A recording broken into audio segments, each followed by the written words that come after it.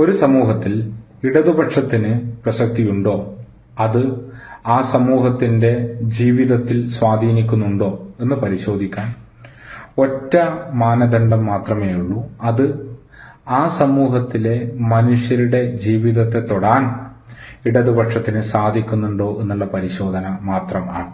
ഒരു സമൂഹത്തിൽ ഇടതുപക്ഷത്തിന് പ്രസക്തിയുണ്ടോ എന്ന് മനസ്സിലാക്കാൻ നമ്മളെല്ലാം തിരഞ്ഞെടുക്കേണ്ട മാനദണ്ഡം എന്തായിരിക്കണം എന്നുള്ളതുമായി ബന്ധപ്പെട്ട ഒരു ആലോചനയാണത്.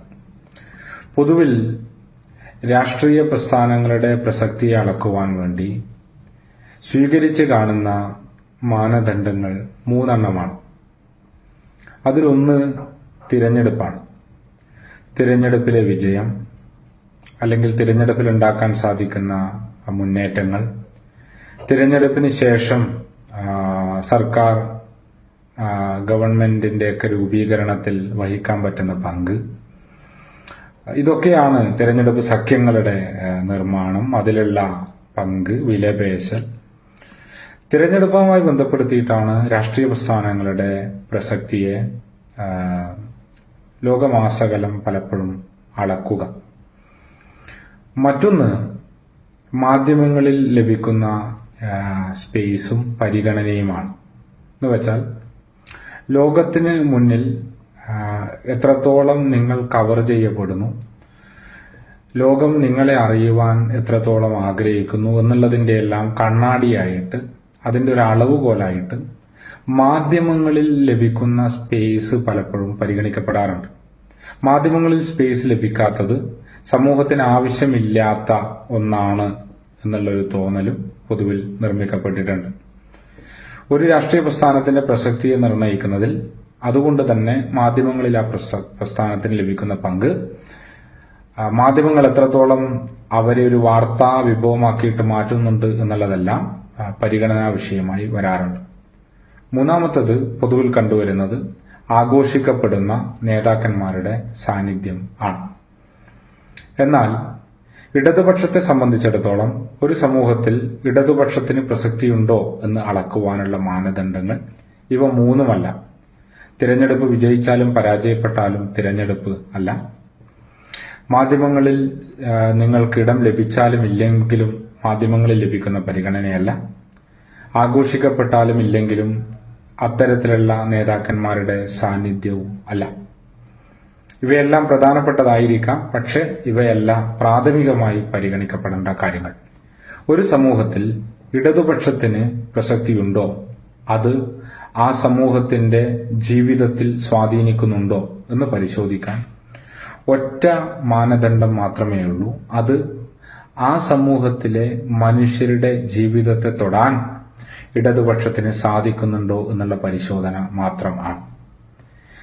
കേരളത്തെ സംബന്ധിച്ചിടത്തോളം ആശങ്കകൾക്ക് യാതൊരു അടിസ്ഥാനവുമില്ലാതെ ഓരോ മലയാളിക്കും പറയാൻ വേണ്ടി സാധിക്കും, ഇന്നുവരെ മലയാളിയുടെ ജീവിതത്തെ ഇത്രമേൽ സ്വാധീനിച്ച, അതിനെ രൂപപ്പെടുത്തിയ, അതിൽ നിരന്തരം ഇടപെട്ടുകൊണ്ടിരിക്കുന്ന ഒരു പ്രസ്ഥാനം ഇടതുപക്ഷത്തെ പോലെ മറ്റൊന്ന് ഇല്ല എന്നുള്ളത്.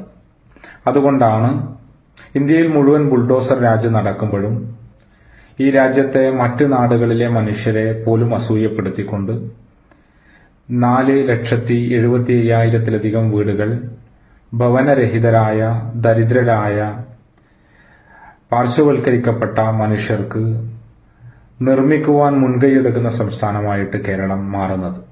അതുകൊണ്ട് തന്നെയാണ് പ്രളയവും ഓഖിയും നിപ്പയും മഹാമാരിയും ഒക്കെ ഉണ്ടാകുമ്പോഴും ഒരാൾ പോലും തെരുവിലേക്ക് ഭിക്ഷയാചിക്കുവാൻ വലിച്ചെറിയപ്പെടാത്ത ജീവിതങ്ങളായിട്ട് കേരളത്തിലെ ജീവിതങ്ങൾ സംരക്ഷിക്കപ്പെടുന്നത്.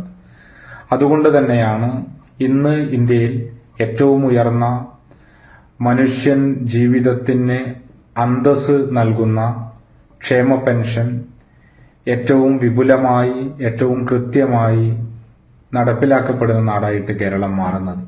അതുകൊണ്ട് തന്നെയാണ് ഇന്ത്യയിൽ മൊത്തം നടക്കുന്ന PSC നിയമനത്തിന്റെ 60% നടക്കുന്ന നാടായിട്ട് ഇന്ത്യയിലെ കേവലം 3% ജനങ്ങൾ മാത്രം ജീവിക്കുന്ന ഒരു നാട് മാറുന്നത്. അതുകൊണ്ട് തന്നെയാണ് കഴിക്കുന്ന ഭക്ഷണത്തിന്റെ പേരിലും ധരിക്കുന്ന വസ്ത്രത്തിന്റെ പേരിലും വിശ്വസിക്കുന്ന മതത്തിന്റെ പേരിലുമെല്ലാം ഏത് തെരുവിലും ഇന്ത്യയിൽ ആളുകൾ ആക്രമിക്കപ്പെടുന്ന കാലത്തും കേരളം മതനിരപേക്ഷതയുടെ കോട്ടയായിട്ട് നിലനിൽക്കുന്നത്. അതുകൊണ്ട് തന്നെയാണ് ജാതി മതിലുകൾ ഉയരാത്ത നാടും നഗരവുമായിട്ട് കേരളം നിലനിൽക്കുന്നത്. അതുകൊണ്ട് തന്നെയാണ് ഇന്ത്യയിൽ ഏറ്റവും സുരക്ഷിതത്വമുള്ള, ഏറ്റവും മികച്ച വിദ്യാഭ്യാസം ഉറപ്പു നൽകുന്ന പൊതുവിദ്യാഭ്യാസത്തിന്റെ നാടായിട്ട് കേരളം മാറുന്നത്. അതുകൊണ്ട് തന്നെയാണ് ലോകത്ത് തന്നെ ഏറ്റവും കുറവ് ശിശുമരണ നിരക്കുള്ള നാടായിട്ട് കേരളം മാറുന്നത്. ലോകത്ത് ഏറ്റവും ഉയർന്ന ആയുർദൈർഘ്യമുള്ള മനുഷ്യർ ജീവിക്കുന്ന നാടുകളിലൊന്നായിട്ട് കേരളം മാറുന്നത്. അതുകൊണ്ടാണ് തൊഴിലാളി അവന്റെ അന്തസ് പണയം വെക്കേണ്ടി വരാത്ത, ഉന്നത ശീർഷരായ ആത്മാഭിമാനമുള്ള തൊഴിലാളിയുടെ നാടായിട്ട്, അധ്വാനത്തിന് വില കൽപ്പിക്കുന്ന നാടായിട്ട്, ഉയർന്ന കൂലിയുള്ള നാടായിട്ട്, അധ്വാനിക്കുന്നവന്റെ ശബ്ദത്തിന് വിലയുള്ള നാടായിട്ട് ഈ നാട് നിലനിൽക്കുന്നത്. അതുകൊണ്ട് തന്നെയാണ് അറിവ് എല്ലാ മനുഷ്യരുടെയും അവകാശമായിട്ട് മാറുകയും ഓരോ 1500 2000 മനുഷ്യർക്ക് നടന്നു പോകുവാൻ വേണ്ടി പറ്റുന്ന തരത്തിൽ പൊതു വായനശാലകളുള്ള, അറിവും ആനന്ദവും എല്ലാം എല്ലാ മനുഷ്യരുടെയും അവകാശമായി മാറുന്ന ഒരു ജീവിതം കെട്ടിപ്പടുക്കാൻ കേരളത്തിന് സാധിക്കുന്നത്, അത് മുന്നോട്ട് കൊണ്ടുപോകാൻ വേണ്ടിയിട്ട് പറ്റുന്നത്. ഇതിന്റെ എല്ലാം അർത്ഥം ഒരു സമൂഹത്തിന്റെ ജീവിതത്തിൽ ദൈനംദിനം ഇടപെടാൻ വേണ്ടിയിട്ട് ഈ നാട്ടിലെ ഇടതുപക്ഷത്തിന് സാധിക്കുന്നു എന്നുള്ളത് തന്നെയാണ്. ഇതിൽ ഞാൻ വിട്ടുപോയ എത്രയോ കാര്യങ്ങളുണ്ട്. മനുഷ്യരുടെ ദൈനംദിന ജീവിതത്തെ സഹായിക്കുന്ന ഒരു ബദൽ സാമ്പത്തിക ക്രമം പോലും കെട്ടിപ്പടുക്കുന്ന സഹകരണ പ്രസ്ഥാനത്തിന്റെ വളർച്ച ഉൾപ്പെടെയുള്ള എത്രയോ കാര്യങ്ങൾ നമുക്ക് പറയാൻ വേണ്ടി പറ്റും. ഇതെല്ലാം ഇടതുപക്ഷത്തിന്റെ നിരന്തരമായ സമരങ്ങൾ, ഇടപെടലുകൾ, അതിന്റെ ജാഗ്രത, അതിന്റെ നേതൃപരമായിട്ടുള്ള പങ്ക്, ഇതിന്റെ എല്ലാം ഫലമായിട്ട് കേരളത്തിൽ കെട്ടിപ്പടുക്കപ്പെട്ടതാണ്. കേരള സമൂഹത്തെ അങ്ങനെയാണ് ഇടതുപക്ഷം നിർമ്മിച്ചിട്ടുള്ളത്. അതുകൊണ്ട് ആ ഇടതുപക്ഷത്തിന്റെ പ്രാധാന്യം, പ്രസക്തി ഒരു തിരഞ്ഞെടുപ്പിലെ റിസൾട്ട് കൊണ്ട് ഇല്ലാണ്ടായി പോകുന്നതല്ല. അത് വെച്ച് മാത്രം പരിശോധിക്കേണ്ട ഒന്നും അല്ല. തിരഞ്ഞെടുപ്പ് പരാജയത്തിന് പല ഘടകങ്ങൾ ഉണ്ടാകാം. അതെല്ലാം പരിശോധിക്കപ്പെടേണ്ടതും ആണ്. തിരുത്തപ്പെടേണ്ട കാര്യങ്ങൾ തിരുത്തപ്പെടേണ്ടതും ആണ്. അതിൽ മാധ്യമങ്ങളുടെ പങ്കുണ്ട്. കേരളത്തിൽ വളർന്നു വരുന്ന വലതുപക്ഷ ബോധത്തിന്റെ പങ്കുണ്ട്. ഇങ്ങനെയെല്ലാം സംഭവിക്കുമ്പോൾ അതിനെ എങ്ങനെ ചെറുക്കും എന്നുള്ളതിനെ കുറിച്ചിട്ടുള്ള ജാഗ്രതായിട്ടുള്ള ഓർമ്മപ്പെടുത്തലുണ്ട്.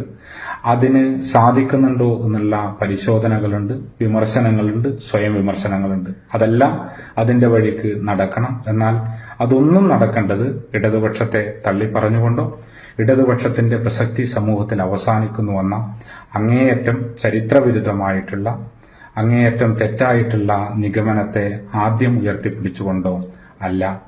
മനുഷ്യജീവിതത്തെ തൊടുന്ന കാലത്തോളം, മനുഷ്യജീവിതത്തെ സ്വാധീനിക്കാൻ ശേഷിയുള്ള കാലത്തോളം ഇടതുപക്ഷം ഏത് തെരഞ്ഞെടുപ്പിൽ എങ്ങനെയെല്ലാം പരാജയപ്പെട്ടാലും ഈ സമൂഹത്തിന്റെ കരുത്തായി, വെളിച്ചമായി, അതിന്റെ ആത്മവിശ്വാസവും അതിന്റെ നേതൃത്വവുമായിട്ട് നിലനിൽക്കുക തന്നെ ചെയ്യും. അങ്ങനെ ഇടതുപക്ഷത്തെ നിലനിർത്താൻ കൂടി സാധിക്കുന്ന ഒന്നായിരിക്കണം നമ്മുടെ തിരഞ്ഞെടുപ്പ് വിശകലനങ്ങൾ എന്ന് പറയുവാൻ വേണ്ടിയിട്ടാണ് ഇങ്ങനെ ഒരു വീഡിയോ ചെയ്യാൻ വേണ്ടി ആഗ്രഹിച്ചത്. നന്ദി.